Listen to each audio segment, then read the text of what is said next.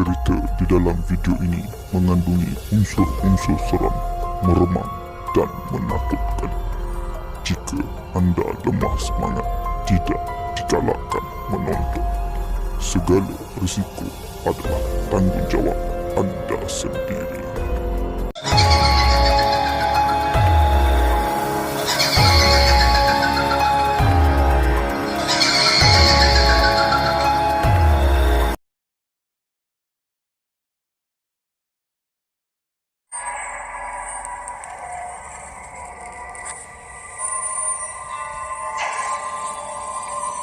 Halo, perkenalkan, nama gue Michael.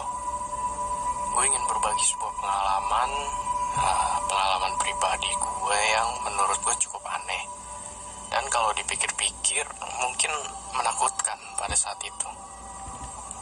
Sebelumnya gue ingin menyampaikan bahwa gue ini bukan orang yang sensitif, apalagi bisa lihat ke hal-hal yang tidak kasat mata atau makhluk halus seperti itu. Namun gue masih bisa dibilang percaya pada hal-hal seperti itu. Gue menghormati keberadaan mereka. Jadi awal cerita waktu itu sekitar tahun 2013, gue turut serta dalam sebuah acara latihan kepemimpinan, semacam LDK lah gitu ya. Jadi kita pergi outing, bermalam selama 3 hari 2 malam di sebuah villa di puncak. Bisa dibilang villa itu adalah villa milik salah satu perusahaan besar di Indonesia. Kita sewa untuk acara. Menjelaskan tentang villa tersebut, sebenarnya menurut gue villa itu bagus banget. Nyaman, besar, luas, ada kolam renang. Pokoknya enak banget buat sebuah acara pelatihan ya. Bangunannya itu sendiri terdiri dari beberapa bangunan, yaitu bangunan utama, lalu ada bangunan yang lebih kecil berisi kamar-kamar. Semuanya lengkap, ada teras dan balkon buat tempat bersantai. Kemudian ada taman, dan kalau kita lurus lagi, ada sebuah jembatan menuju ke salah satu villa kecil yang ada di seberang jembatan itu. Serta ada lapangan terbuka. Di villa itu memang di bawahnya ada sungai ya, di bawah jembatan itu. Dan kalau dilihat, kalau kita mau ke sana pun jaraknya cukup jauh, cukup tinggi dari posisi villa. Jadi gue tergabung dalam kepanitiaan pada saat acara itu. Ada sebagian panitia yang memang sudah diatur untuk jalan lebih awal ke lokasi lebih cepat sehari dari peserta dan sisa panitia lainnya. Kita udah tentuin segala rundown, acara, lokasinya, spotnya di mana, dan sebagainya. Saat itu malam hari, kita semua panitia lagi kumpul-kumpul di ruang santai di bangunan utama lantai 2. Peserta sama sebagian panitia acara lain lagi sesi di aula tepat di lantai 1 di bawah kita. Jadi sebenarnya semua lagi kumpul di satu bangunan. Tiba-tiba teman gue yang seksi P3K menghampiri gue dan teman-teman lainnya. Sebut saja si S. Dia ini perempuan. Jadi si S bilang gini, "Kak, gue dengar di HT ada yang minta P3K nih ke teman gue yang lain." Oke lah, terus dia lanjutin. Tapi mintanya di taman seberang jembatan. Dari suaranya sih cewek, Kak. Dari yang ngomongnya biasa aja seketika, temen gue yang lain langsung, lo bercanda? Serius?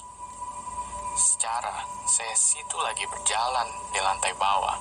Dan semua orang kumpul di satu villa. Di villa utama, di bangunan utama. Terus siapa yang minta P3K di taman belakang? Itu jauh dari villa kita dan di luar. Langsung dari beberapa dari kita diskusi buat hal itu. Dan udahlah, kita coba aja cek ke sana. Untungnya si teman gue si S ini nggak meluncur sendirian ke sana ya kan. Sampai di sana ternyata tepat banget di situ nggak ada apa-apa.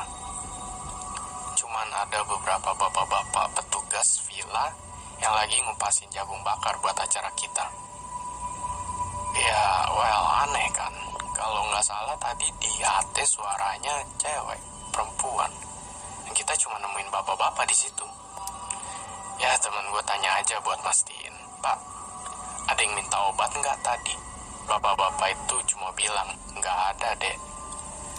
Ya, oke, fine. Kita balik lagi ke villa utama abis itu. Lupain aja lah hal itu. Singkat cerita, sesi hari itu selesai. Kita panitia juga review di malam hari, bahas acara hari itu. Habis itu kita tutup hari lah. Semua tidur.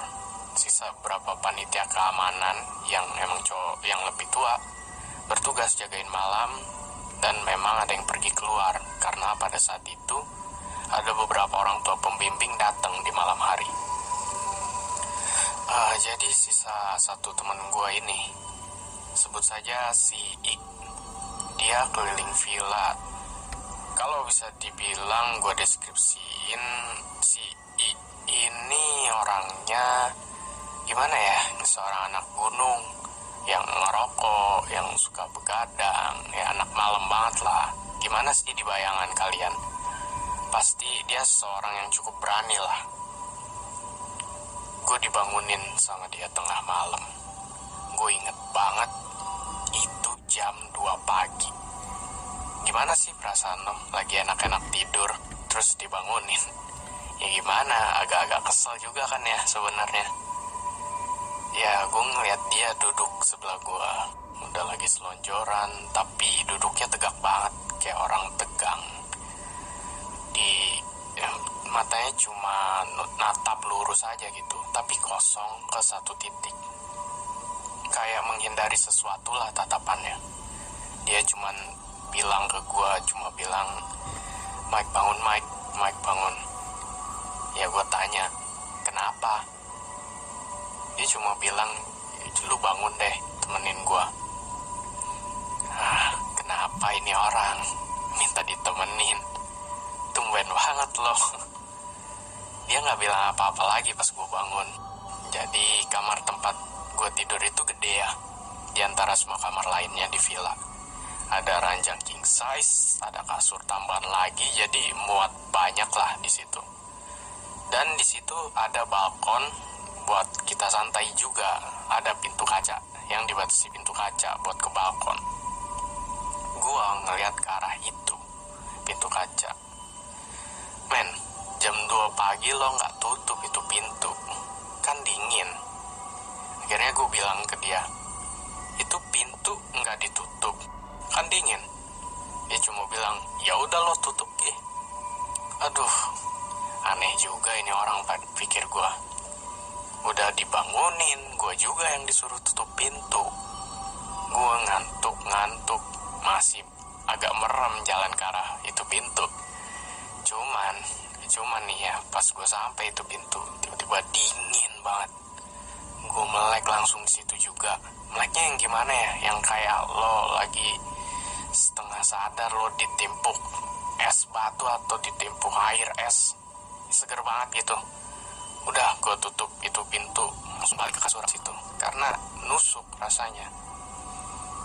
Ya udah, singkat cerita, 3 hari di villa itu berlalu, kita semua balik ke Jakarta. Sekitar 1 atau 2 minggu berikutnya, kita panitia lagi ngumpul buat evaluasi. Disitulah semua orang yang punya pengalaman aneh pada sharing segala hal yang berkaitan di tempat itu. Kayak temen gue lihat ini itulah, ada yang manjat ke atap siang-siang, cewek. Semacam kabar, konon katanya ada yang hanyut di sungai itu bertahun-tahun lalu, pas lagi kenceng alirannya. Oke lah ya, mungkin suara HT di waktu itu dari situ kali asalnya. Usut punya usut, ternyata tim advance yang jalan duluan waktu itu, kan mereka nikmatin villa duluan. Mereka tuh nemu semacam keris di dalam lemari. Dengan santainya mereka mainin gitu. Terus ya udah digoyang-goyangin, terus ditaruh lagi di lemari.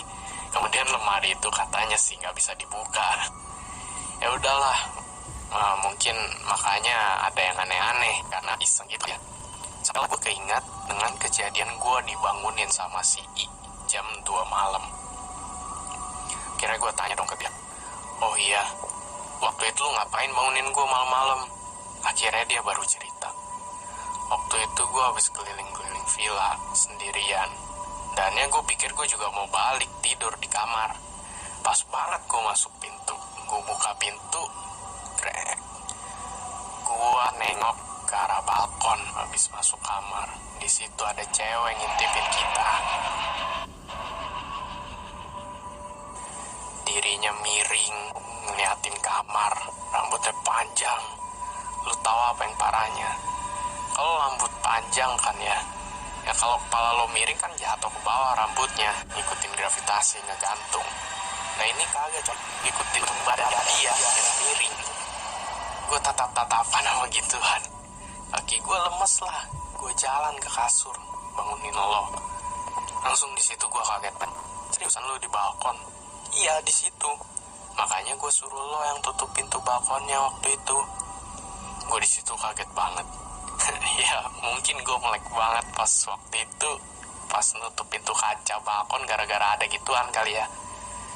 Gue entah ngerasa beruntung banget nggak lihat, cuman gue sedekat itu sebenarnya. Dan kalau gue apes itu depan ke gue kali si cewek itu. Gue nggak tahu mau komen apa pas dia bilang gitu, cuma ya deg-degan banget. Untung udah jauh selesai acara gitu loh. Ya disitulah conclusion semuanya dan akhir juga dari cerita gue. Sebuah pengalaman yang menurut gue sebenarnya gue udah dekat banget dengan mereka yang tidak kasat mata pada saat itu. Gimana ya, hampir. Sekian dari gue satu cerita. Semoga ini dapat menghibur kalian semua para pendengar. Dan pesan gue cuma satu, hormati keberadaan mereka. Jangan iseng apalagi menantang ke mereka-mereka yang tidak kasat mata. Kita nggak hidup sendirian di dunia ini. Akhir kata, terima kasih. Saya pamit undur diri.